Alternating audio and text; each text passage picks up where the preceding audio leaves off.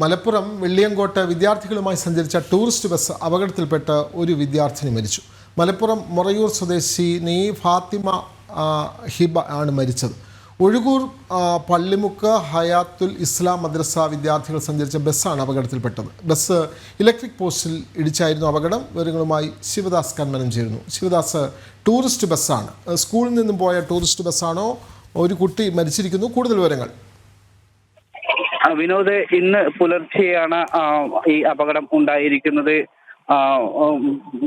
മൊറയൂർ ഭാഗത്ത് ആണ്, ഒരു ഫ്ലൈ ഓവറിലാണ് ഈ അപകടം സംഭവിക്കുന്നത്. ഇന്ന് പുലർച്ചെ ഏകദേശം 4 മണിയോടെയാണ് അപകടം ഉണ്ടായിരിക്കുന്നത്. വിദ്യാർത്ഥികൾ ടൂർ പോവുകയായിരുന്നു. ഹിദായത്തുൽ ഇസ്ലാം മദ്രസ വിദ്യാർത്ഥികളാണ് അപകടത്തിൽപ്പെട്ടത്. അപകടം സംഭവിക്കുമ്പോൾ ഈ ടൂറിസ്റ്റ് ബസ് ഒരു ഇലക്ട്രിക് പോസ്റ്റിൽ ചെന്ന് ഇടിക്കുകയായിരുന്നു. ആ പോസ്റ്റ് ഇടിച്ച ആ ഭാഗത്തുണ്ടായിരുന്ന ഒരു വിദ്യാർത്ഥിനിക്കും പരിക്കേറ്റു. ആ ഇരുന്നിരുന്ന വിദ്യാർത്ഥിയാണ് അപകടത്തിൽ മരിച്ചത്.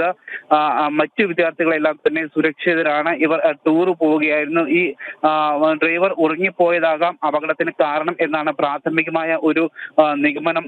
സംഭവത്തിൽ പോലീസ് അന്വേഷണം എല്ലാം ആരംഭിച്ചിട്ടുണ്ട്. നിലവിൽ മറ്റു വിദ്യാർത്ഥികൾക്കൊന്നും തന്നെ പരിക്ക് ഇല്ല. വിനോദ്.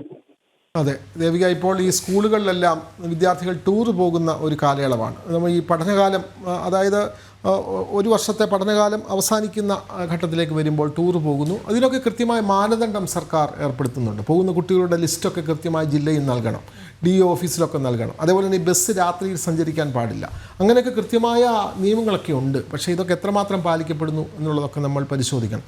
ഡ്രൈവർ അവർക്ക് ഉറക്കക്ഷീണം, അത്തരത്തിലുള്ള പ്രശ്നങ്ങളൊക്കെ വരാം. എന്തായാലും ഒരു കുട്ടിയുടെ ജീവൻ പൊലിഞ്ഞിരിക്കുന്നു. ആ സ്കൂളിന് ഒന്നാകെ അത് വലിയ സങ്കടമായ വാർത്തയായി വരികയാണ്.